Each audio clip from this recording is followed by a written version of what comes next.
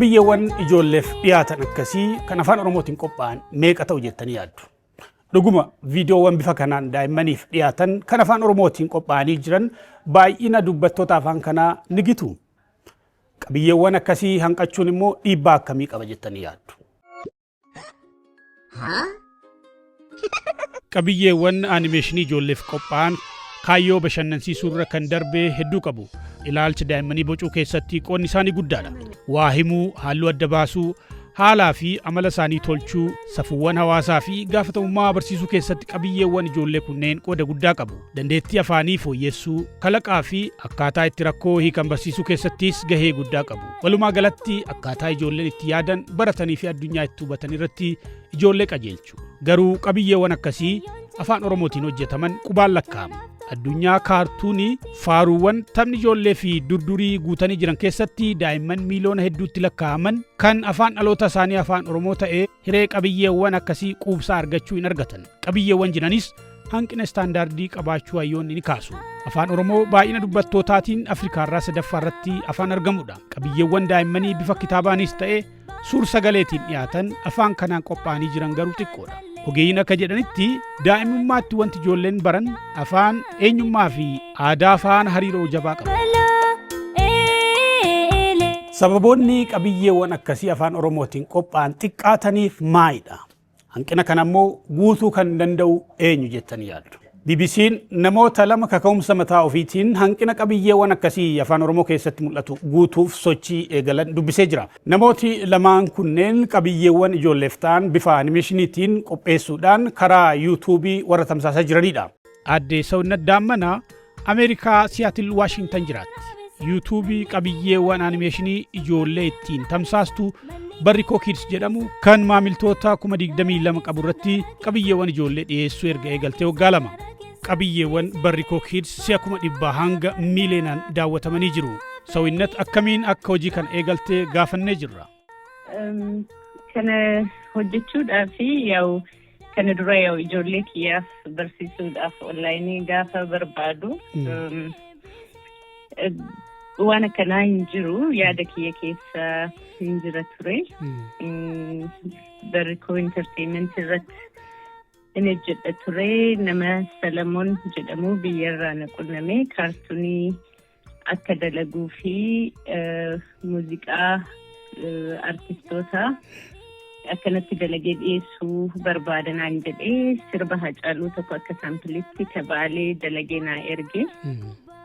Natti mul'isee jennaan baay'een jaalladhe. So egasii kana hojjechuu nama akkasii biyya keessa jira jedhee yaaduun ture. Asitti baay'is very expensive dha waan ta'eef yaaduma kiyya keessa jira. Gaaf tokko yoo danda'e nan hojjechiisaa jedhee yaadaa gizee toltuu tufaa waan kanarratti hojjedha jettu baay'ee supportiiviin ture akka ishiin dalagduufillee. So kana dalaguu yoo dandeesse maaliif ka ijoolleen dalagne jedheeni innillee fedha kiyyaa naan jedhee. So ani wanna kana provide siif godha.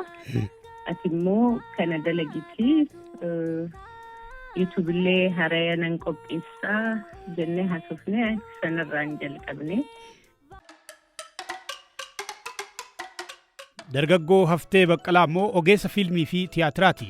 Hojii qabiyyee ijoollee wal fakkaataa qopheessuu erga eegalee waggaa lama. yuutuubii kichuuf akkasumas feesbuukii hordoftoota 100 caalirratti dhiyeessa. Hafteen qabiyyeewwan afoola Oromoo tapha ijoollee, safuu, kalaqa, barnootaa fi qubeeffa irratti xiyyeeffatee qabiyyee ijoollee dhiyeessa. Dhimmi kun xiyyeeffannoo dhabuunsaa akka hojii kanaaf isa kakaasee Hafteen BBC'tti himee jira. Akkan kana hojjedhuuf kan kakaase akkuma jalqaba irratti kaase kana hanqinadha hin jiru garuu yeroo teekinooloojiin hamma kana babal'ate keessatti yeroo uummanni keenya barateera jedhamu kanarratti uummanni bal'aanii fi guddaan amma kana ga'u waan daa'ima isaa ittiin qaratuu fi waan aadaa isaa karaa daa'imman isaa ittiin fufsiifatu dhabuu isaatiin kan ka'e dhibamuun yookiin hanqinni gama piroojeektii daa'immaniitiin jiru dhiibbaan ni uumu inni jalqabaa.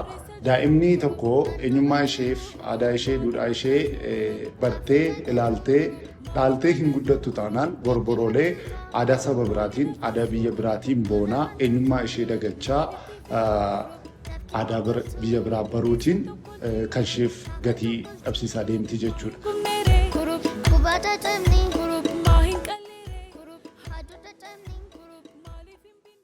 Sababa hanqinni guddaan gama kanaan afaan keenya keessa jiruuf daa'immanii fi maatiin filannoo afaan biraa dhimma ba'uuf dirqamu kan jedhu gaazexeessaa fi ogeessa ogbarruu Lalisaa Idriisi. Kun guddina afaanii ni quucarsa. Ijoolleenis afaan eenyummaa ofii akka dagatanii fi lagatan godhaa jedha Lalisaan.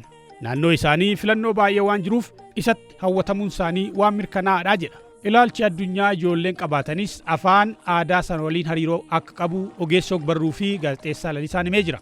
Afaan ofiitiin qabiyyeen akkasii akka hojjetamuu hin dandeenyetti yaaduu malus jedha ijoolleen. Dhiibbaa afaan biraatti baqachuu, afaan ofii dhiisuu, innumaayyuu afaan ofiitiin akka wanti hin hojjetamu, wanti akka sanaa hojjetamuu hin dandeenyetti yaaduu. Akka durii ijoollee abidda biratti walitti qabdee sheekoo itti himuu hin dandeessu. Sababni isaa yoo cimee yoo dhaban illee kitaaba halluun qophaa'e tokko ilaalanii piikcharii ilaalaa. Waa dubbisuu kan waan dubbifame dhaggeeffachuu gatii danda'aniif. Kanaafuu dhiibbaan ogbarruu daa'immanii keessatti guddachuu dadhabuu keenya inni dhiibbaan guddaan inni fiduu danda'u ijoolleen keenya afaan biraa beekanii afaan isaanii caalaa afaan biraa beekanii afaan biraa beekuu jechuun immoo ilaalchumti addunyaa isaan qabaatan iyyuu saba afaan sana dubbatu duukaa akka luucca'u gochuu danda'a. Qaawwa gama kanaan afaan Oromoo keessatti mul'atu guutuun gahee eenyuti jettu. Namooti dubbisne kunneen qaamolee qaawwa kana guutuu danda'an irratti yaada isaanii kennanii jiru.